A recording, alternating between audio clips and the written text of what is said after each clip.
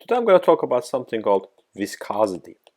It is important that you learn this within this course because typically in the undergraduate curriculum in mechanical engineering, this is the only course where you will be exposed to viscosity. And it's a very important fluid parameter that will determine the way the fluid behaves. And the solids do not have any viscosity, so this may be a new concept for us. Okay? So before I go ahead and make a mathematical derivation of the formula, I would like to talk about what it is. Okay? So typically when people say viscosity, they talk about fluidity. Definition could be said as this: quantifies the resistance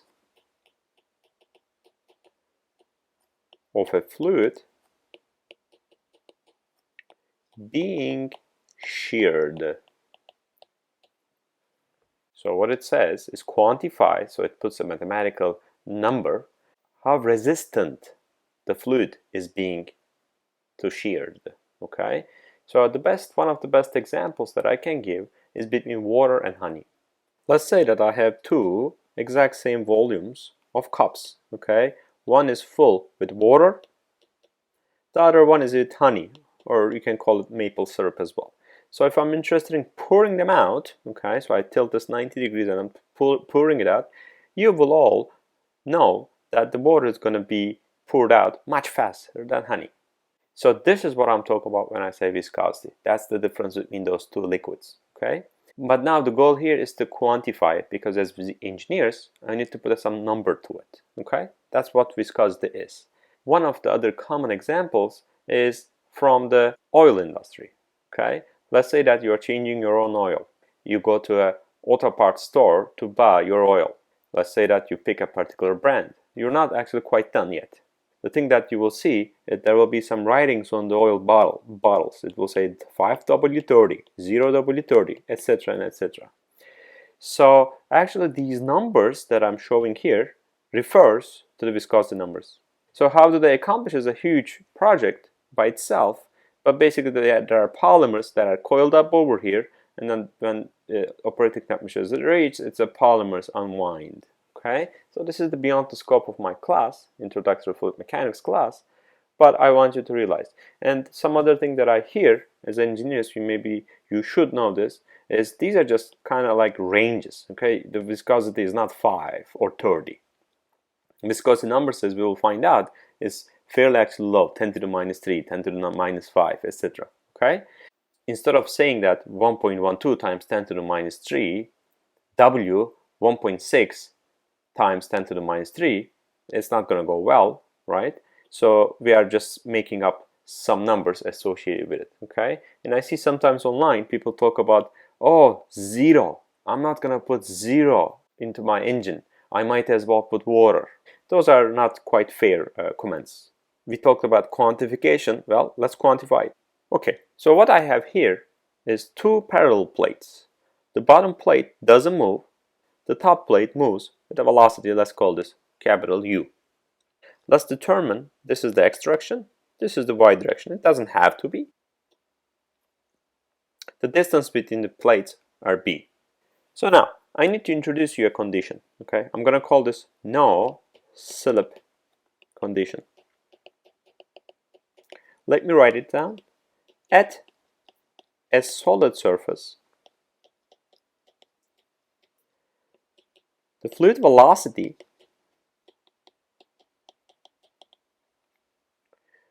component tangent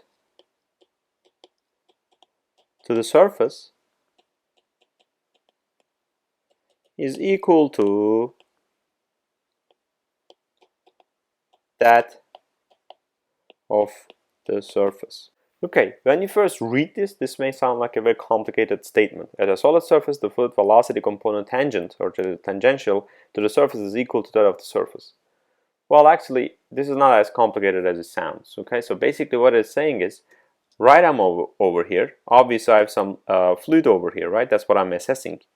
And the very first fluid particle, and remember that everything is made of molecules, right, and atoms. The very first molecule right over here will stick to the surface. There will be no slip between that very first molecule and the solid surface. So they will move with the same velocity. So in this particular case, the velocity of the fluid over here will be 0.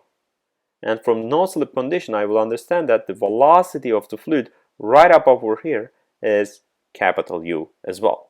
Okay? Remember, I need boundary conditions, but I need the boundary conditions of the fluid. Basically, I established that this is, let's call this t is equal to 0, and let's see what happens. The velocity here is 0, and let's say that the velocity here is capital U, this much, right? Let's say capital U, and this is this, right? So let me plot the velocity distribution. So there's multiple options over here, okay? This can be parabolic, this can be linear, right, in real life. So the first thing I'm going to do is I'm going to take a linear velocity profile. I'll talk about parabolic after this. Okay, so what happens is this is my velocity profile, and not every single fluid will follow this linear velocity profile, and I'll talk about that as well. Let's say that time has passed and t becomes dt. So now question is, why do I call it dt? What is so significant about it? Basically what dt signifies is that the time that passed is fairly small. Okay, let's say 1 microsecond later. So what will happen to the point over here? Is it going to move to the right? The answer is no, because the velocity is 0 there from the no slip condition. Bottom plate is stationary. How about the top plate? Is this going to go to the right? The answer is yes. And what is the distance that it will travel, the top plate right over here? It will travel some distance. And what is this distance is my question to you. Well, if you remember from your physics, distance is equal to velocity times the time. So if you think about it, if I'm traveling 60 miles per hour, in 1 hour I'm going to travel 60 miles, right? From the exact same logic, except it looks a little bit more complicated, this is going to have capital U times dt. That's how much amount of time has passed. Very little amount.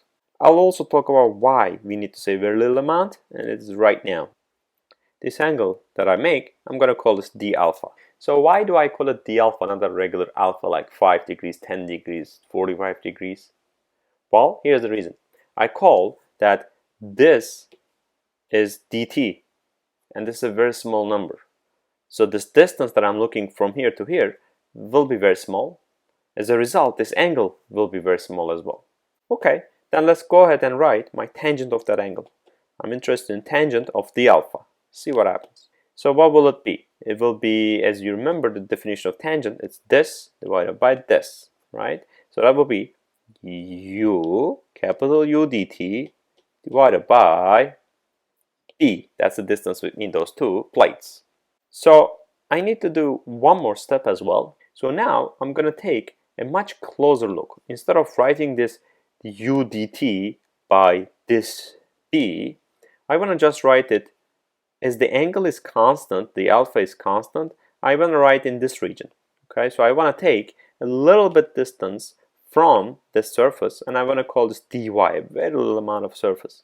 What will be the corresponding velocity when the y is equal to dy? It will be du. The velocity will be small, du. So I can also write this way as well. Instead of the exact, due to the tangent definition, I will get myself a small, this distance divided by this distance, right? Tangent. So as you can see, this will be du dt this time, because the velocity is du. The time is the same. It doesn't matter whether I'm taking a large scale or a small scale. Divided by the distance pointing up, and that will be dy. One of the oldest tricks in mathematics is this. When the angle is small, tangent of alpha is equal to itself, alpha. This is an approximation. This is not 100% accurate, but it works well. From here, I'm going to get tangent, let's write it in here. Tangent of d alpha will be equal to d alpha. And so d alpha is equal to, let's write the second one, du times dt divided by dy. So let me arrange this in a little bit better way. D alpha dt will be du dy. If I want to write it for the large scale, it's going to be capital U divided by b. I'm still there. That part is fine. From the mathematics derivation point of view, this is as far as I can go. The next step is to talk about a particular theorem. You may remember this person's name. He is everywhere. His name is Newton. He is here as well. Newton's law of viscosity. So what he says, I'm going to just write it, then I'll talk about it. The shear stress on a surface tangent to the flow direction is proportional, not the same, proportional to the rate of change of shear strain. And let me just put something you will understand why I have been doing this d alpha dt. The shear stress on a surface tangent to the flow direction is proportional to the rate of change of shear. So basically what he's saying is the shear stress, and I'm going to call this at the wall W because it says at a surface, or you can call S as well. He's saying that this is proportional, not equal to d alpha dt. So that's what this law says. So let me see and make a connection between those two. Look here. I said that d alpha dt is equal to d dy. So I want to actually, this is much more convenient for me, nothing more, nothing less. I'm going to change that to d dy. So this is also equal to du dy. There has been experiments done to really assess whether this law is valid. Note that I didn't say linearly proportional, I said only proportional, right? So I'm going to take one additional step, and I'm going to say that these are linearly proportional. And let me discuss, is this applicable to every single fluid out there? The answer is no. The fluids that obeys this law, we call that Newtonian. So this is for Newtonian. And this mu is called the absolute viscosity. Some people also call this dynamic viscosity. Now, so I said that this is only applicable for Newtonian fluids. So what are they? Are they something that we don't really encounter day to day?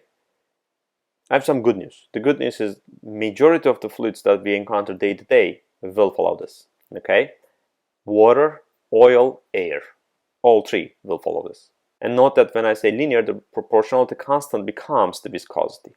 Some fluids do not follow this. I'll talk about that briefly as well. Like one of the examples in my research area is human blood is not really Newtonian. Okay, so that's a limitation from my end. There's also an interesting observation between the. Okay, there's actually a two path over here. Interestingly, okay. So one is if this is a liquid, what happens is this becomes negative value. What happens is when I increase my temperature, the viscosity reduces for liquids.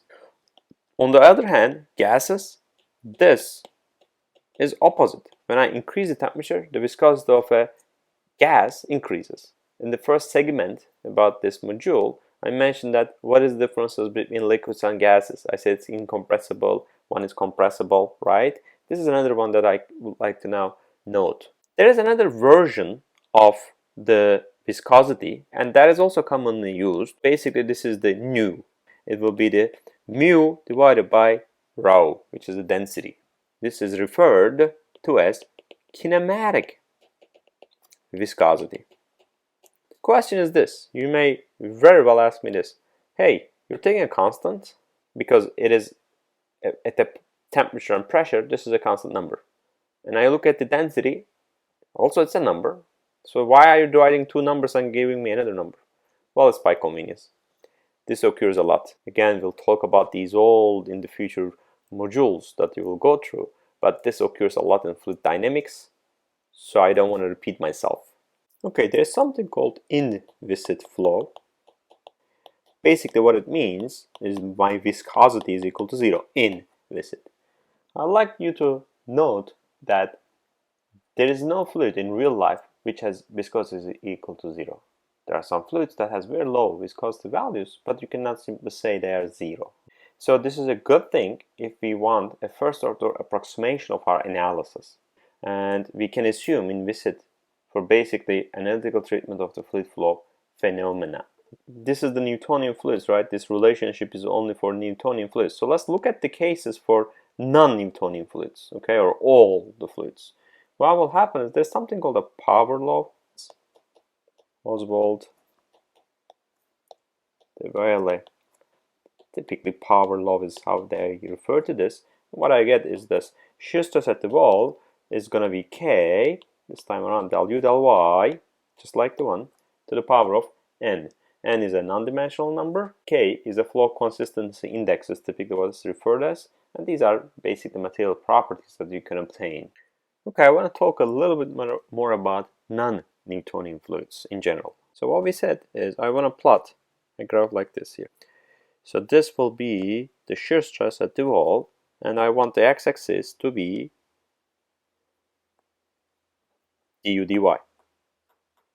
And du dy is rate of shearing strain. So if I have, so basically what I'm saying is K is the viscosity, N is equal to 1.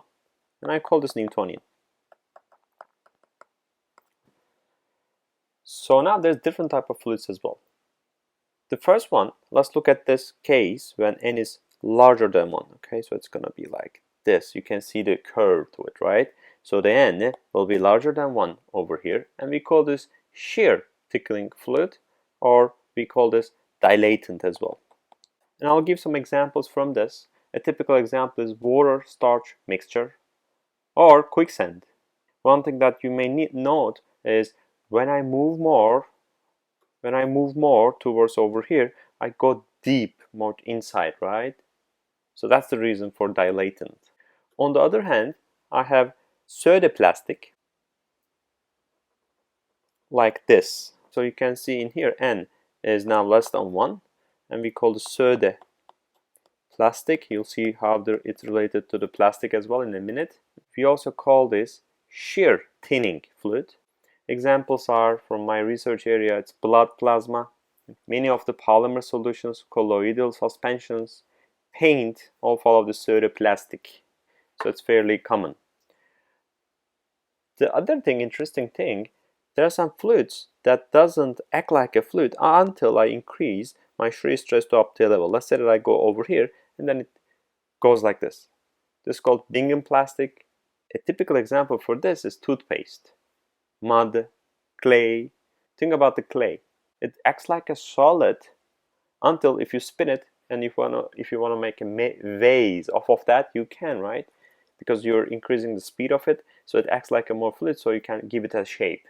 Same thing with mud or the toothpaste as well. When the toothpaste is in the tube, it acts like a solid, right? But when you squeeze it, it comes out like a fluid. That's what I'm talking about in here.